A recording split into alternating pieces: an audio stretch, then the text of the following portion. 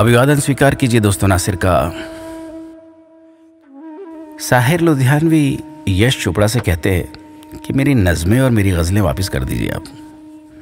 खयाम शामिल नहीं तो फिर मैं भी नहीं।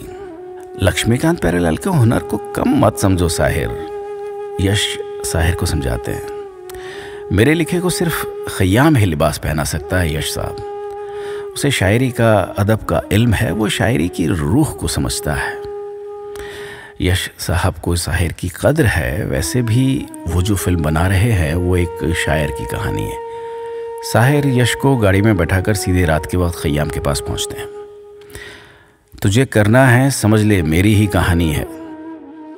खयाम उस दौरान कमाल अमरोही की रज़िया सुल्तान की फिनिशिंग टच पर थे।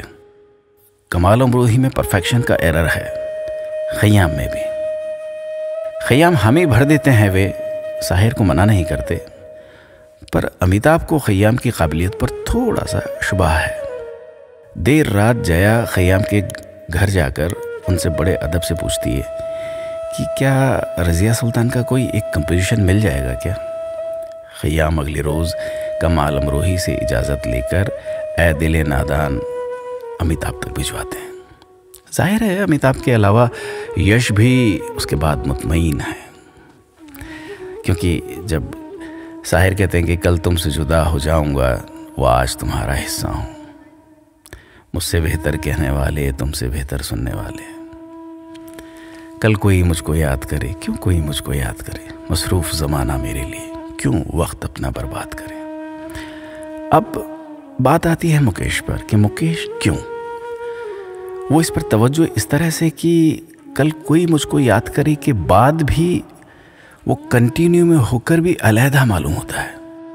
यही खयाम की कैफियत है।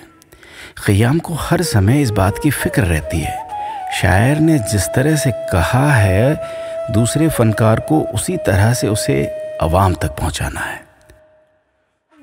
अदब और आर्ट की खयाम संजीदगी से लेते हैं और इस कदर के कई दफ़े कहानी को टटोलते हैं, किरदार को पकड़ने की कोशिश करते हैं, फिर स्केल तय करते हैं। आप मुकेश के बगैर इस नगमे को इमेजिन नहीं कर सकते। तो ये क्या कुदरत के अनलिखे नियम हैं कि कुछ नगमों को इन्हीं सूरतों में, इन्हीं ज़रियों में सामने आना है। हमें उन तमाम लोगों का शुक्रिया कहना चाहिए जिन्होंने ऐसी कई चीज़ें बनाई है।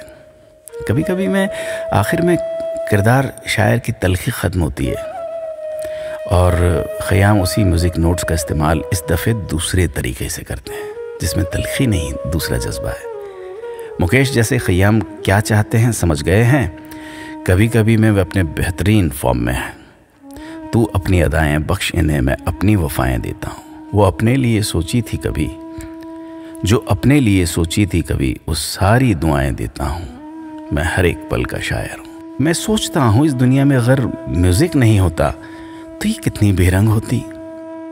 आज बस कुछ खयाम साहब पर, यश साहब पर, मुकेश जी पर और साहिर साहब पर बस ऐसे ही बोलने में आ गया दोस्तों। अभी इजाज़त।